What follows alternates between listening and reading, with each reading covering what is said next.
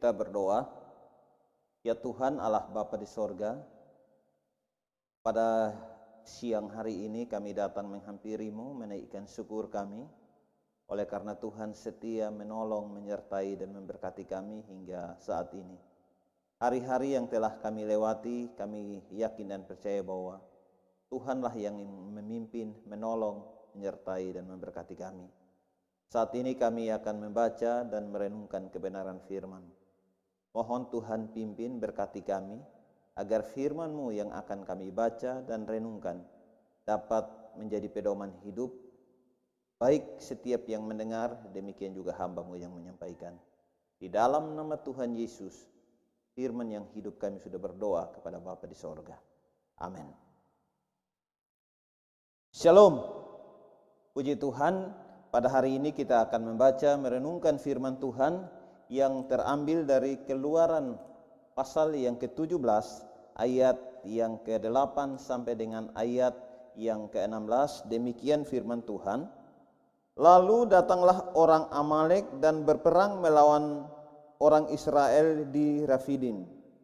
Musa berkata kepada Yosua, "Pilihlah orang-orang bagi kita, lalu keluarlah berperang melawan orang Amalek. Besok aku akan berdiri di puncak bukit itu dengan memegang tongkat Allah di tanganku." Lalu Yosua melakukan seperti yang dikatakan Musa kepadanya dan berperang melawan orang Amalek. Tetapi Musa, Harun dan Hur telah naik ke puncak bukit. Dan terjadilah apabila Musa mengangkat tangannya, lebih kuatlah Israel. Tetapi apabila ia menurunkan tangannya, lebih kuatlah Amalek. Maka penatlah tangan Musa, sebab itu mereka mengambil sebuah batu, diletakkanlah di bawahnya, supaya ia duduk di atasnya. Harun dan Hur menopang kedua belah tangannya, seorang di sisi yang satu, seorang di sisi yang lain, sehingga tangannya tidak bergerak sampai matahari terbenam. Demikianlah Yosua mengalahkan Amalek dan rakyatnya dengan mata pedang. Kemudian berfirmanlah Tuhan kepada Musa, "Tuliskanlah semuanya ini dalam sebuah kitab sebagai tanda peringatan, dan ingatkanlah ke telinga Yosua bahwa aku akan menghapuskan sama sekali ingatan kepada Amalek dari kolong langit."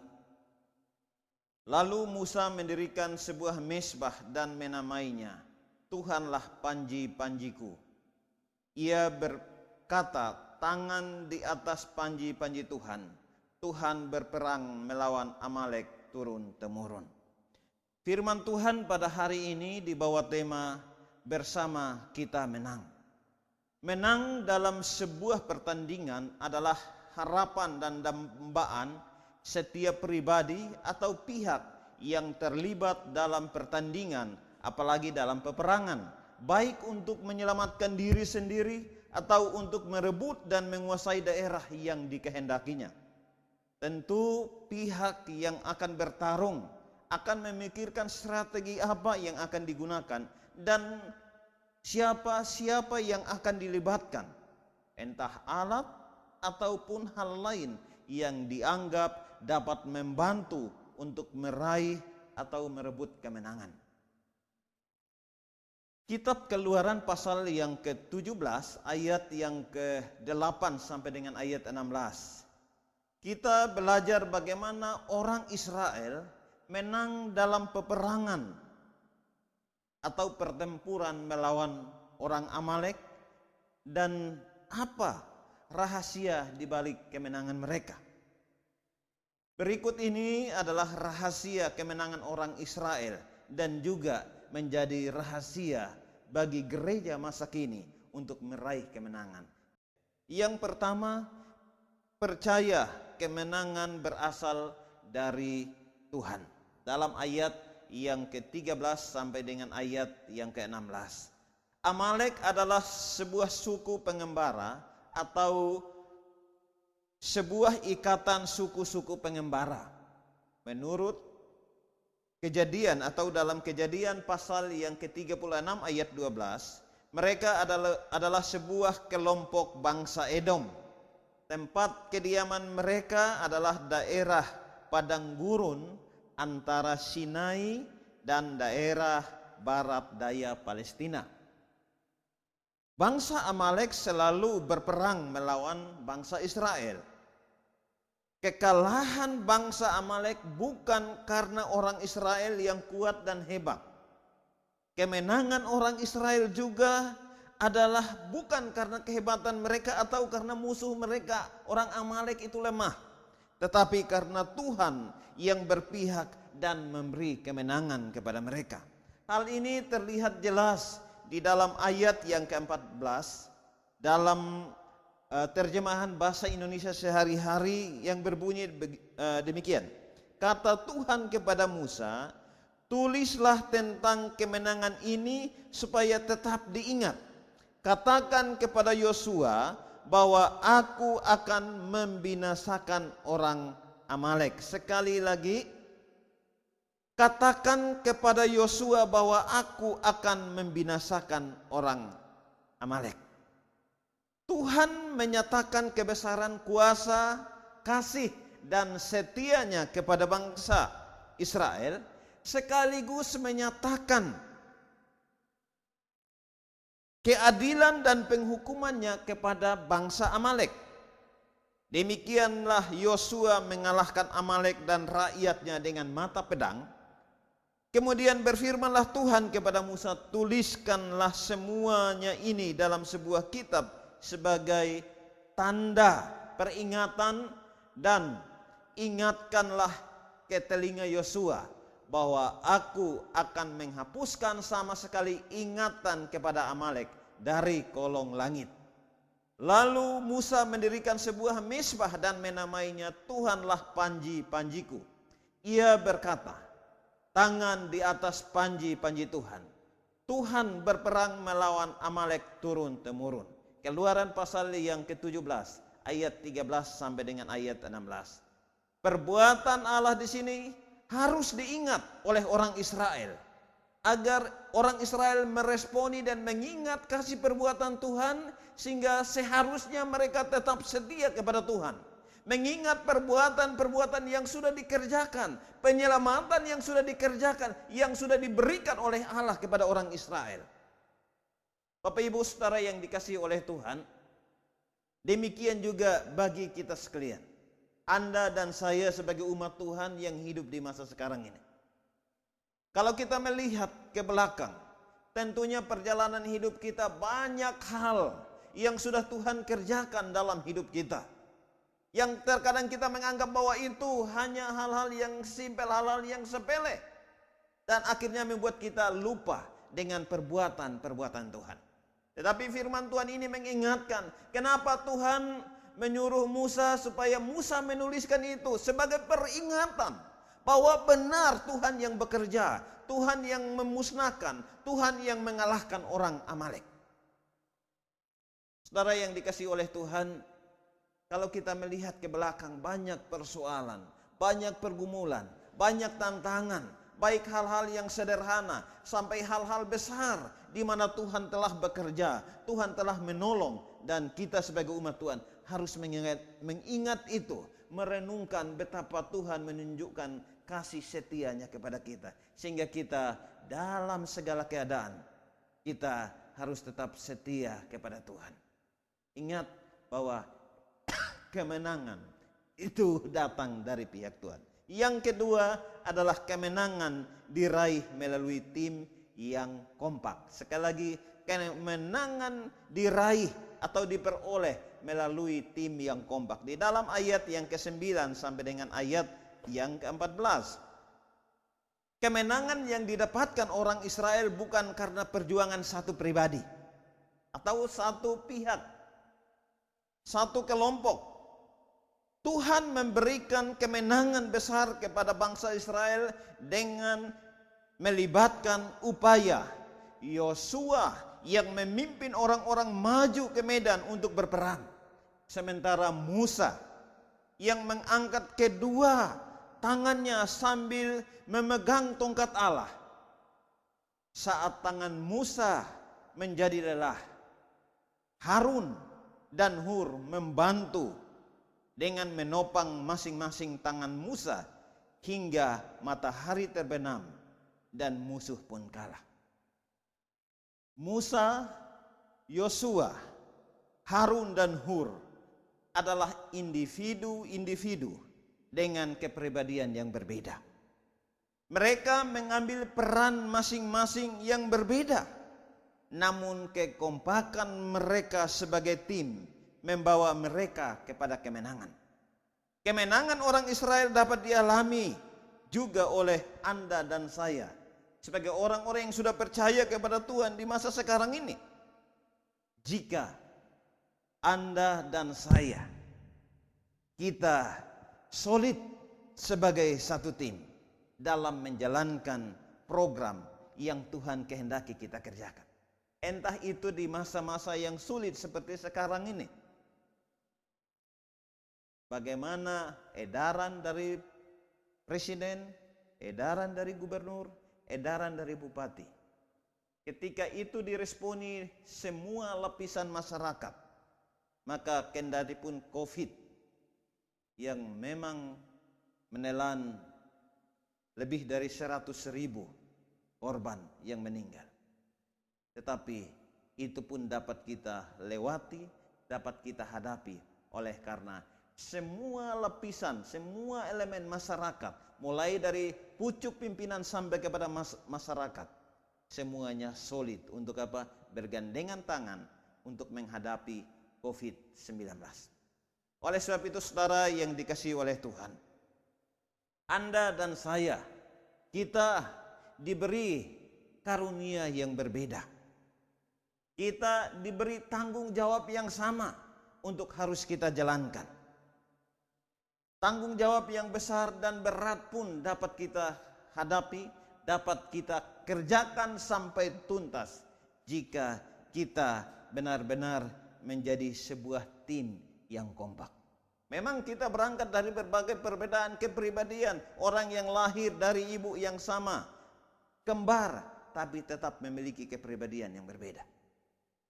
Tetapi dari pribadi yang berbeda, kalau di dalam gereja Tuhan telah memberi karunia yang berbeda-beda tetapi dipadukan, itu akan menjadi sebuah kekuatan yang sangat besar. Sehingga kemenangan dapat kita raih bersama. Yang ketiga adalah bahwa kemenangan terwujud karena kerja keras tim. Sekali lagi, kemenangan terwujud karena kerja keras tim.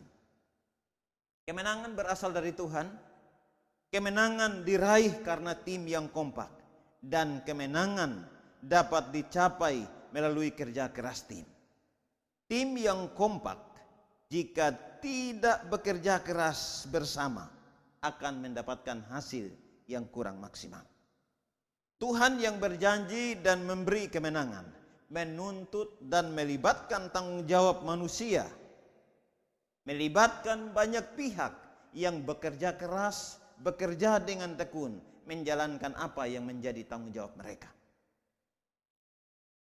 Musa, Yosua, Harun, dan Hur, mereka memiliki tugas dan tanggung jawab yang berbeda.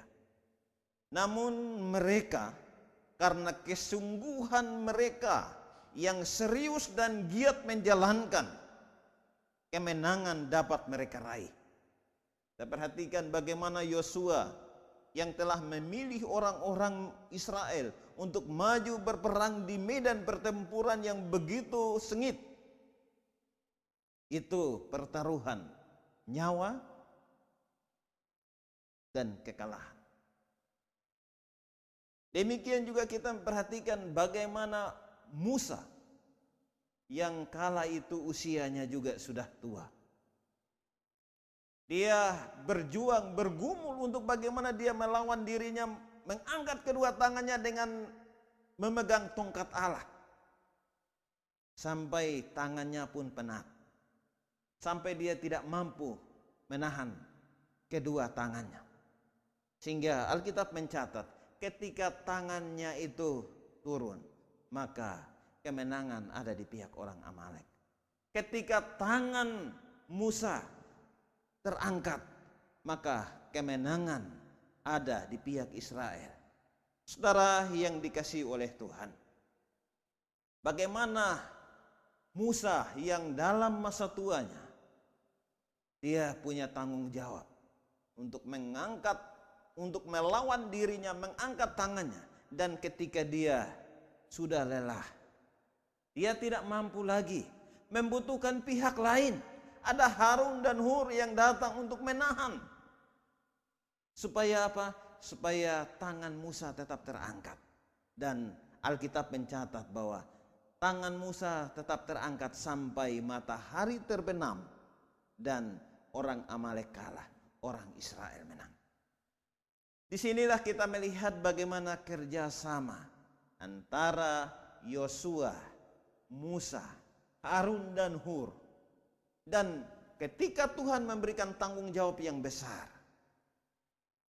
orang-orang yang diberi tanggung jawab pun harus mau rendah hati, menerima dan mengakui perbedaan yang terjadi di dalam masing-masing pribadi. Oleh sebab itu, biarlah perbedaan-perbedaan pribadi kita itu jangan menjadi tembok pemisah yang membuat kita bersatu. Biarlah perbedaan-perbedaan yang kita miliki itu menjadi sebuah kekuatan yang besar yang kita padukan sehingga kita dapat meraih kemenangan oleh karena Tuhan menghendaki itu. Oleh sebab itu kesimpulannya bagi kita pada hari ini, sekali lagi, kata menang dalam pertarungan, peperangan adalah dambaan semua orang dan semua pihak. Tuhan memang menghendaki itu. Gereja Tuhan, yaitu Anda dan saya, kita semua harus sadar bahwa kita dipanggil untuk menang dalam setiap pertarungan, pertandingan. Entah kita harus bergumul dengan kelemahan kita, kita harus bergumul melawan kekurangan kita sendiri, ataupun kita harus bergumul, berjuang melawan pribadi-pribadi yang menantang, menghalangi kita. Supaya kita menang. Entah kita berjuang melawan dosa, melawan pihak lain. Gereja harus sadar, ketika kita melawan tantangan yang pergumulan yang besar, kita harus sadar bahwa Tuhanlah sumber kemenangan. Dan kita harus menjadi tim yang kompak dan terus kerja keras bersama. Rasul Paulus dalam suratnya kepada jemaat Tuhan yang ada di Efesus, pasal yang ke-6, ayat yang ke-10 sampai dengan ayat yang ke-20, mengingatkan bagaimana supaya umat Tuhan mempergunakan perlengkapan senjata Allah. Karena dengan mempergunakan perlengkapan senjata Allah, kita dapat menang. Karena lawan kita, kalau orang Israel bertempur, berperang melawan bangsa Amalek secara kontak, secara fisik, kita, Anda dan saya sebagai gereja, kita dapat berperang melawan penguasa-penguasa angkasa, kuasa iblis setan yang bekerja untuk merongrong kita, membuat kita ragu dan tidak mempercayai Tuhan. Oleh sebab itu, biarlah kita masing-masing memacu diri kita untuk mempergunakan perlengkapan senjata Allah. Dengan mempergunakan perlengkapan senjata Allah, kita bersama-sama akan meraih kemenangan. Inilah hal yang sangat penting dan menjadi pegangan gereja. Bersama kita menang dan Allah dimuliakan. Tuhan Yesus memberkati. Mari kita berdoa. Terpujilah Tuhan Allah kami yang hidup, yang telah memimpin, menolong, menyertai dan memberkati kami. Pada saat ini kami telah merenungkan kebenaran firman Tuhan, bahwa ketika kami berjuang bersama, kami akan menang karena Allah yang memberi kemenangan, dan karena kami berjuang sebagai satu tim yang solid dan berjuang dengan giat, dengan tekun, berjuang dengan keras. Tuhan berkati kami. Kalau selama ini dalam perjuangan kami jatuh, bangun. Tuhan pimpin kami. Berkati kami, pulihkan hidup kami ya Tuhan. Jadikan kami semua pelaku firman-Mu ya Allah.